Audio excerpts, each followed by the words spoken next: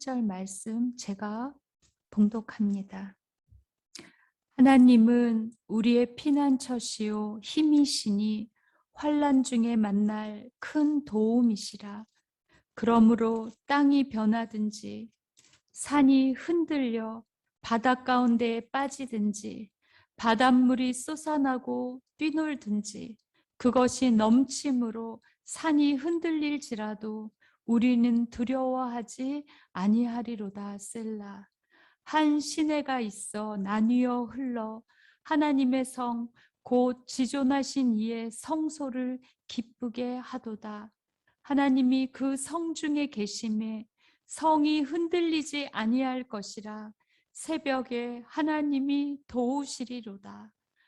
문 나라가 떠들며 왕국이 흔들렸더니 그가 소리를 내심에 땅이 녹았도다. 만군의 여호와께서 우리와 함께 하시니 야곱의 하나님은 우리의 피난처시로다. 셀라. 와서 여호와의 행적을 볼지어다. 그가 땅을 황무지로 만드셨도다. 그가 땅 끝까지 전쟁을 쉬게 하시며 활을 꺾고 창을 끊으며 수레를 불사르시는도다.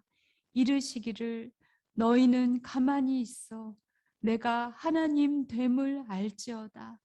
내가 문나라 중에서 높임을 받으리라. 내가 세계 중에서 높임을 받으리라 하시도다. 만군의 여호와께서 우리와 함께 하시니 야곱의 하나님은 우리의 피난처시로다. 셀라. 시편은 오늘날로 치면 1권에서 5권 이런 식으로 5묶음으로 나눠져 있어요. 그래서 이제 시편 성경을 보면은 시편을 열어보면은 시편 1편 앞에 가보면 거의 모든 성경이 그렇게 구조가 써 있어요. 그래서 시편 딱 열면 맨 앞에 1편 이렇게 안 써 있고 맨 위에 제1권 이렇게 써 있습니다. 그러니까 이게 이제 시편을 그 편집한 사람이 목적에 따라서 5묶음을 만들어 놓은 거예요. 그리고 그 5묶음 안에 일정한 주제가 들어 있어요. 근데 이제 이스라엘 사람들은 이 5이라는 것을 굉장히 중요하게 보거든요. 모세 오경 이러죠. 5권. 이게 5이라는 게 하나님의 말씀을 말하는 거예요. 그래서 이제 시편의 1권은 1편에서 41편까지가 1권입니다. 1권은 주로 하나님의 창조에 대한 이야기를 많이 합니다. 창조자 하나님. 그리고 이제 오늘 우리가 읽은 46편이 속해 있는 2권은 42편부터 71편까지인데 주로 구속, 하나님이 우리를 구원하신다. 우리를 하나님이 보호하신다. 이런 내용들이 쭉 들어 있습니다. 그래서 쭉 끝에 가서 맨 뒤에 가면 5권은 말씀에 대한 얘기는 하나님을 찬양하라. 이런 이야기로 쭉 되어 있습니다. 근데 이 시라는 게 참 어렵죠. 우리가 우리말로 해도 시는 어렵잖아요. 굉장히 압축돼 있고 그리고 아무나 시인이 되는 게 아닙니다. 보통 사람은 지나가면서 꽃이 폈네 이렇게 하는데 시인은 그 눈에 보이는 어떤 사건이나 사물을 보고 그것의 가장 깊은 의미를 예리하게 찝어내는 아주 놀라운 눈을 가진 사람들이 시인들이죠. 따라서 보통 사람은 이 쪽간 몇 마디 말 속에 담아내는 그 심오한 말들을 담아내기 힘들고 특별히 시에는 뭐가 있냐면 운율 같은 게 있어요. 그래서 그 나라 말에 아주 미묘하고 그 아주 풍성한 맛을 그 단어에 담아내요. 근데 문제는 성경은 히브리어나 오늘 같은 시편은 이제 히브리어로 돼 있죠. 헬라어나 다른 나라 말로 돼 있는 거를 우리말로 번역을 해버리는 순간에 성경은 그런 게 많은데 여기가 시인가? 그걸 전혀 알지 못할 만큼 그게 많이 있습니다. 우리가 보통 대화를 하다가 갑자기 어떤 사람이 갑자기 노래를 불러. 뭔가 감정이 격해졌고 진짜 뭔가 그 노래하지 않고는 견딜 수 없는 마음이 들 때 우리가 노래를 하잖아요. 춤을 추잖아요. 그것처럼 성경이 쭉 전개되다가 갑자기 시가 나왔다. 그 얘기는 뭐냐면 여기가 성경의 핵심이다 그런 말이에요. 거의 확실합니다. 근데 우리말 성경으로 번역을 해버리니까 여기가 시인가? 아닌가? 를 잘 모르는 경우가 많고 또 그 시편 같은 이 시들을 이해하려면 특별히 그 압축되어 있기 때문에 이게 어떤 상황에서 우리가 보통 말도 그렇잖아요. 이게 똑같은 말이라도 어떤 상황에서 나온 말이냐에 따라서 의미가 완전히 달라지는데 시편은 더구나 그 시 자체가 어려운 데다가 시편은 어떤 상황에서 이 시를 시인이 지었는지를 아는 경우가 극히 드뭅니다.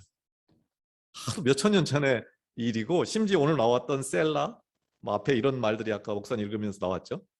이게 아마 그 추임새 같아요. 우리가 보통 민요를 한다든지 하면 뒤에다가 추임새를 넣는 것 같은 추임새 같은, 정확히 무슨 말인지 모릅니다. 이게 끊어진 거예요.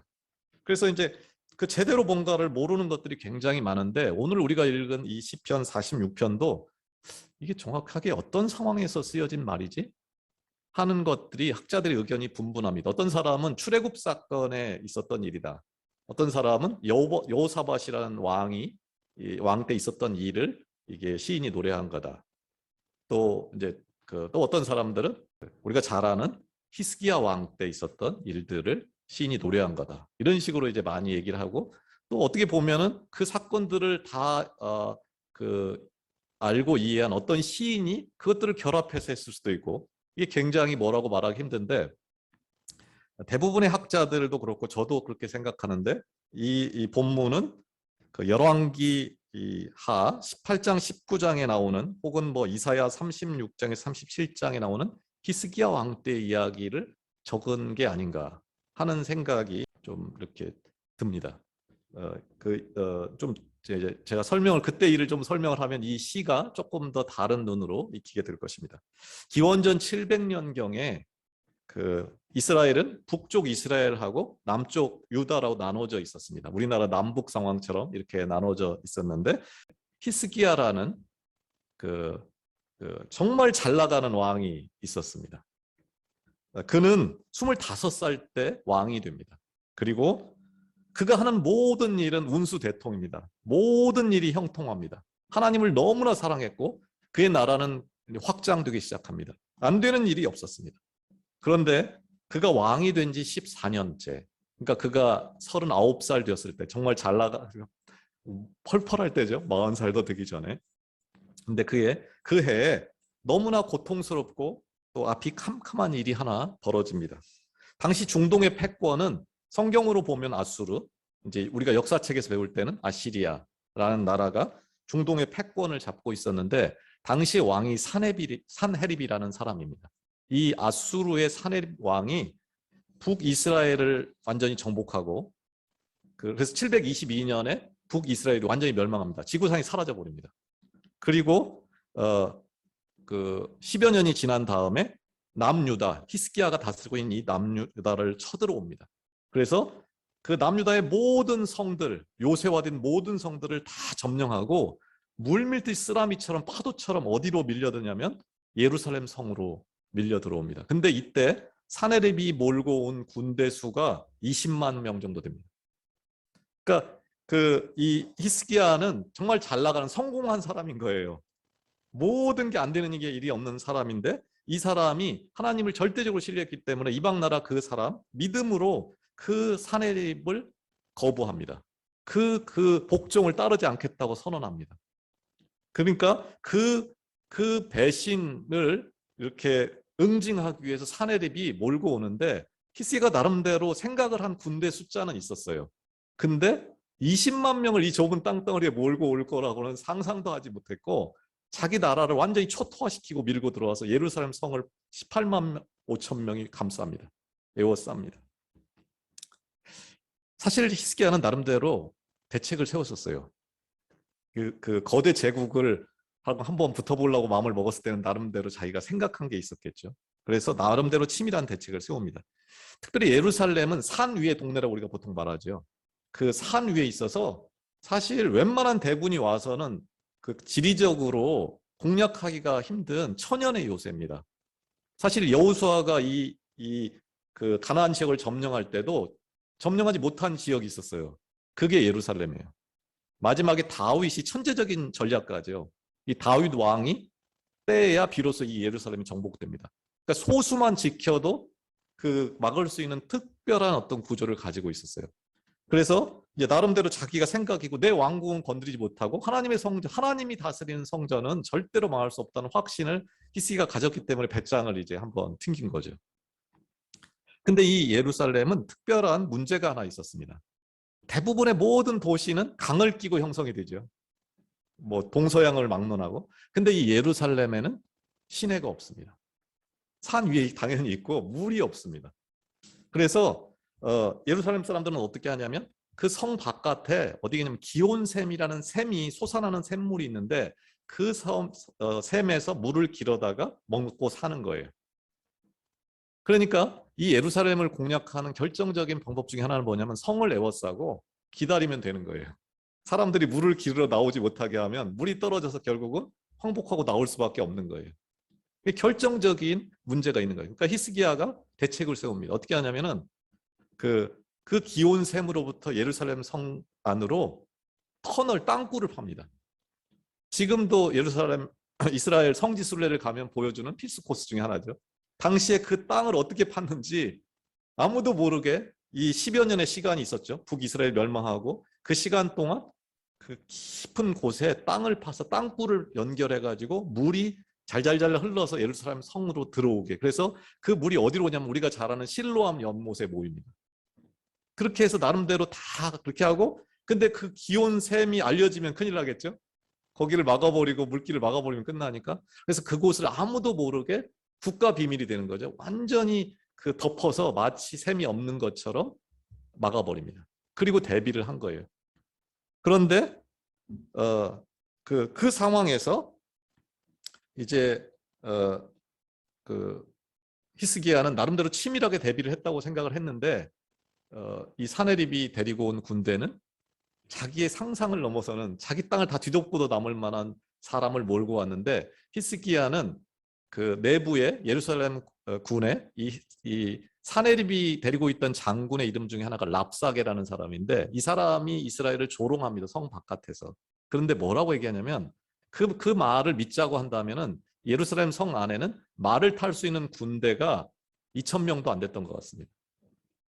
그러니까 랍사게가 뭐라고 조롱하냐면 2,000명의 말탈 군사를 네가 데려올 수 있으면 내가 말 2,000피를 줄게, 이런 식으로 조롱을 합니다. 바깥에서.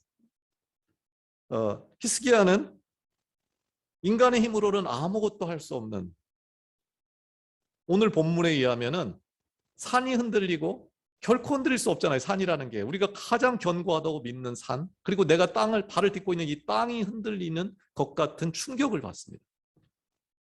그래서 히스기야는 그 밤에 자기 왕복을 벗고 베옷을 입고 성전으로 올라갑니다.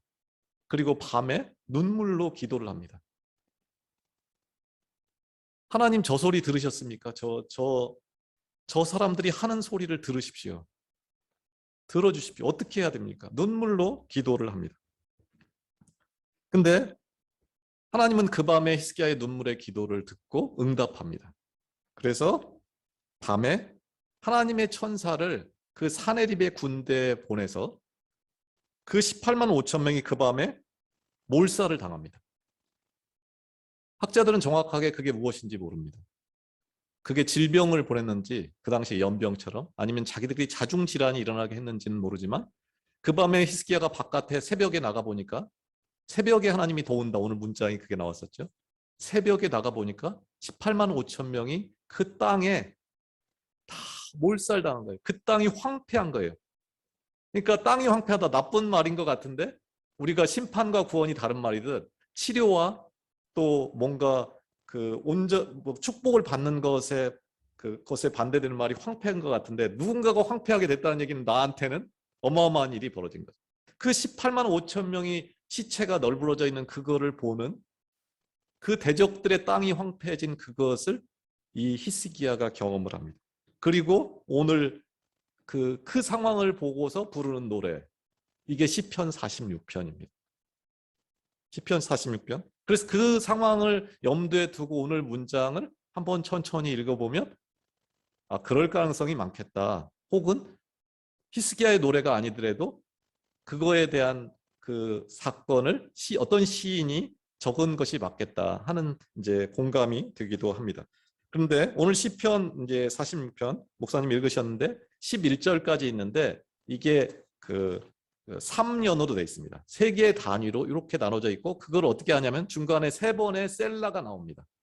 1절 끝나고 이렇게 추임새 넣고 2절 끝나고 추임새 넣듯이 3개의 절로 이렇게 나옵니다. 첫 번째 단위는 1에서 3절입니다. 제가 한번 읽어보겠습니다. 하나님은 우리의 피난처시요 힘이시니 환난 중에 만날 큰 도움이시라. 그러므로 땅이 변하든지 산이 흔들려 바다 가운데 빠지든지 바닷물이 솟아나고 뛰놀든지 그것이 넘침으로 산이 흔들릴지라도 우리는 두려워하지 아니하리로다. 셀라. 우리는 나름대로 안전하다고 믿는 것들이 있습니다. 이것만은 절대 바뀔 수 없다. 이 사람만은 정말 믿을 만하다. 아무리 그래도 절대 이것만은 바뀔 수 없다고 믿는 것들이 있습니다. 내가 발을 딛고 서 있는 땅, 견고하게 우뚝 서 있는 산은 바로 이것을 표현하는 비유예요. 그런데 오늘 본문에 보면은 땅이 변하고 산이 흔들려 바다 가운데 빠져버립니다. 기절초풍할 일이 벌어진 거예요. 지진이 일어나고 쓰나미가 발생한 것 같은 상황이 벌어져서 인간의 힘으로는 할 수 있는 게 아무것도 없는, 마치 20만 대군 앞에 서 있는 히스기야 같은 상황이 벌어질 때가 있다는 것입니다. 상상조차 할 수 없었던 일들이 우리 인생에 찾아올 때가 있습니다. 우리 가정, 우리 공동체, 우리 국가에 찾아와서 숨조차 쉴 수 없는, 내 능력으로는 감히 해결할 엄두조차 낼 수 없고 단 한 번도 그런 생각은 해본 일조차 없는, 꿈에서도 생각해 본 적 없는 그런 공포와 고통의 시간이 나를 협박하고 숨막히게 하는 바로 그때, 오늘 본문이 말하는 환란이라는 것이 바로 그때의 환란을 말하는 것입니다. 그런데 오늘 시인은 바로 그때 하나님이 나의 피난처다, 하나님이 나의 힘이다, 내가 만날 수 있는 가장 큰 도움이다. 우리는 피난처를 만드는 자들이 아니에요. 우리는 피난처를 만들 수 있는 사람들이 아니에요. 우리는 그런데 우리가 거할 안전한 피난처를 가진 자예요. 우리는 늘 우리가 피난처를 만들려고 합니다. 우리가 뭔가 쉴 만한 쉼터를 우리가 만들려고 하는 거예요. 오늘 시인은 그 환난 날의 가장 큰 도움, 내가 그 도움이다 말하는 하나님을 노래하는 것입니다. 시편 46편은 사실 너무나 어려운 시편이에요. 믿기가 너무 힘들죠. 어떻게 하루아침에 18만 5천 명이 죽습니까? 그것은 하나님이 아니고는 절대 그 사람으로는 할 수 없는 일이라는 걸 보여주는 사건이에요. 그걸 믿으라는 거예요. 그것을 견고하게 붙들었던 수많은 믿음의 사람들이 있었고, 이 46편은 정말로 많은 사람이 사랑했던 시예요. 특별히 요한 웨슬리나 또 우리가 잘 아는 종교개혁자 마틴 루터가 가장 사랑했던 시편입니다. 당시 루터는 아수르의 사네립하고는 비교할 수도 없는 세상에서 가장 큰 권력을 가졌던 두 사람의 집중적인 공격을 받습니다. 하나는 교황 레오 10세, 온 세상을 다스리던 사람이죠. 그리고 신성 로마 제국의 황제였던 칼 5세, 그 집중적인 공격 대상으로 죽음의 공포 가운데 살아갑니다. 자기가 자기 생각만 처리하면 살 수 있는데 그걸 할 수가 없는 거예요. 성경이 말하는 바를 내가 믿기 때문에. 그래서 그 두려움이 몰려올 때마다 루터는 46편을 읽고 또 읽었습니다. 이 찬송은 이제 설교 후에 함께 부를 찬송가 585장 내주는 강한 성이요, 이게 루터가 만든 노래입니다. 그는 그 철옹성 같은 중세 유럽 카톨릭의 부패, 거짓에 맞서서 시편 46편에 피난처 되신 하나님을 신뢰함으로 역사의 새벽을 가져오는 거룩한 통로가 될 수 있었습니다. 두 번째 단위는 4절에서 7절입니다. 4절은 오늘 제가 설교의 제목으로 놓는데, 한 시내가 있어 나뉘어 흘러 하나님의 성 곧 지존하신 이의 성소를 기쁘게 하도다. 하나님이 그 성 중에 계심에 성이 흔들리지 아니할 것이라. 새벽에 하나님이 도우시리로다. 문나라가 떠들며 왕국이 흔들렸더니 그가 소리를 내심에 땅이 녹았도다. 만군의 여호와께서 우리와 함께 계시니 야곱의 하나님은 우리의 피난처시로다. 그 한 물줄기가 예루살렘 성을 향해서 흘렀다. 제가 아까 설명드린 바에 의하면 히스기야 터널을 통해서 기온샘에서 실레암못으로 가는 그 시내를 그 예루살렘 성의 사람들에게 생명의 물줄기를 공급했던 그것을 연상시키는 것이 분명한 것 같습니다. 그런데 사실 이 문장은 좀 아주 특이합니다. 성경에 거의 나오지 않는 문장이에요. 왜냐하면 성 바깥에서 성 안으로 들어가는 시내, 물줄기 이런 표현이 성경에는 거의 나오지 않습니다. 대부분 성경은 항상 생명의 물줄기, 생명수는 성전에서 나와서 성 밖으로 흘러갑니다. 항상 그렇습니다. 하나님이 계신 곳이잖아요. 성이. 그러니까 그곳으로부터 생명수가 흘러나가는 거거든요. 특별히 우리가 잘 아는 에스겔 47장 1절부터 보면은 에스겔이 환상을 봅니다. 천사가 에스겔을 데리고 성전 문에 갔더니 성전 안에서 물이 스며 나옵니다. 그런데 조금 있다가 보니까 천척 정도 지나서 아주 멀리까지 그 물이 흐르고 올라서 천척쯤 지나가니까 그 물이 무릎까지 올라옵니다. 그리고 다시 천척을 가보니까 물이 발목까지, 무릎까지, 허리까지 올라옵니다. 그리고 다시 천척을 측량한 후에 멀리까지 뭐가 오냐면은 물이 가득해서 건너지 못할 강이 되고, 그리고 그 물이 가득해서 헤엄칠 만한 물이 되고, 결국에는 사람이 건너지 못할 강이 됩니다. 그리고 그 물이 어디로 흘러가냐면 바다로 흘러갑니다. 근데 그 흘러내리는 물로 에스겔 47장 8절에 보면 이 흘러내리는 물로 그 바다의 물이 살아납니다. 그 작은 물이 온 세상의 바닷물을 살려냅니다.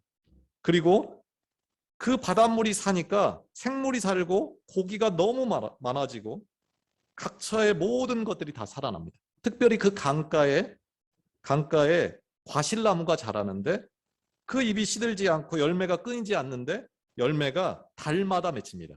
매달 1년에 12계절마다 맺히는 게 아니고 달마다 열매가 맺힙니다. 왜냐하면 그 물이 성소를 통해서 나왔기 때문입니다. 그 열매는 먹을 만하고 너무나 맛있었고 그 잎사귀는 다 약의 재료가 됩니다. 요한계시록에도 나오는 거죠. 항상 성경은 이런 식이에요. 성소에서 사람을 살리는 생수가 흘러나옵니다. 그런데 오늘 본문은 성 바깥에서 성 안으로 흘러가는 물이 그 하나님의 성을 기쁘게 합니다. 다시 말하면 하나님을 기쁘게 하는 거예요. 그죠? 하나님으로부터 흘러나오는 그 물이 사람을 살리는데 바깥에서 흘러들어가는 작은 물줄기가 하나님을 기쁘게 한다. 이게 오늘 본문이 보여주는 거예요. 도대체 그게 무엇일까? 그것은 시편 42 이제 그 시편 42편부터가 2권이라고 그랬죠. 그 2권의 처음에 첫 문장이 뭐냐면은 하나님이여 사슴이 시냇물을 찾기에 갈급함 같이 내 영혼이 주를 찾기에 갈급합니다. 하나님을 찾아가는 물줄기, 그게 하나님을 향한 목마름이에요. 목이 말라서 오늘처럼 너무나 힘들어서 너무나 환난 가운데 있어서 견딜 수 없어서 내 힘으로 해결할 방법이 없어서 하나님을 향해 돌아서고 하나님을 목말라 찾는 것. 그 물줄기 근원을 찾아서 거꾸로 올라가는 거예요. 그것을 통해서 하나님이 기뻐한대요. 근데 그게 어떻게 표현되냐면 그게 시내처럼 표현이 돼요. 무슨 말이냐면 좀 전에는 폭풍이 있는 바다였는데 그 폭풍이 있는 바다가 하나님을 향하여 내가 돌아서는 순간에 시내가 된다는 거예요. 그 모든 문제가 잔잔해지고 시내가 되어서 다 해결이 되는 거예요. 내가 내 힘으로 피난처를 만드는 것을 멈추고 피난처 되신 하나님을 향해서 눈을 돌리니까 그 쓰나미 같은 폭풍은 사라지고 하나님으로 향하는 잔잔한 시내가 된다는 것을 말하는 것입니다. 근데 바로 그 시간을 성경은 새벽에 하나님이 도우시리로다. 히스기야는 그 새벽에 18만 5천 명이 쓰러져 있는 것을 봅니다. 그 새벽에. 그리고 그 일은 하나님이 이미 밤에 하신 일입니다. 새벽은 언제냐면 깊은 밤과 빛이 존재하는 낮의 경계선에 있는 것입니다. 우리가 마음을 바꾸는 그때가 바로 새벽입니다. 우리가 우리 앞에 있는 그 문제들을 보다가 그 문제가 아닌 하나님을 보기로 결단하는 그 시간, 그때가 바로 하나님의 시간, 새벽입니다. 오늘 본문은 바로 그 새벽에 하나님이 도운다. 인간의 눈으로 보면 고통의 시간인데 그 시간이 바로 하나님이 나를 목마르게 하고 나를 줄이게 해서 하나님의 성으로 나를 끌어들이는 시간, 하나님이 나를 품에 안는 시간이 된다는 것입니다. 근데 그때가 하나님이 가장 기뻐하는 시간이라는 거예요. 내가 돈이 많아질 때 하나님이 기뻐하는 게 아니고 내가 하나님께로 마음을 돌릴 때 그때가 하나님의 성 전체를 기쁘게 한다. 하나님께로 향하는 생명의 물줄기처럼 우리는 말씀을 읽는 시간, 예배하고 기도하고 찬송하는 시간이 막히지 않도록 하나님을 향한 내 마음의 시내가 막히지 않도록 하는 것이 중요하다는 것입니다. 오늘 이제 마지막에 나오는 야곱의 하나님이라는 말이 바로 이것을 말하는 건데 이제 그것을 계속 반복하는 거죠. 가장 인간적으로 보면은 진짜 문제가 많은 인간 그가 야곱인데 하나님이 그 야곱을 하나님께로 돌리려고 그 야곱의 환도뼈를 치지요. 절름발이를 만들어 버립니다. 절름발 환도뼈를 쳐가지고 그 유명한 화가가 지은 그 그린 그림에 보면은 하나님이 야곱의 환도뼈를 치지요. 뒤에서 엉덩이를 하나님이 무릎으로 차는 거예요. 그래서 자기 품으로 그걸 끌어안는 거예요.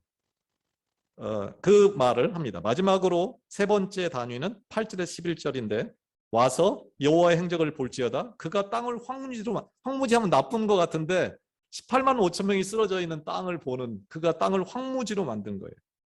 10절에 이르시기를 너희는 가만히 있어 내가 하나님 됨을 알지어다.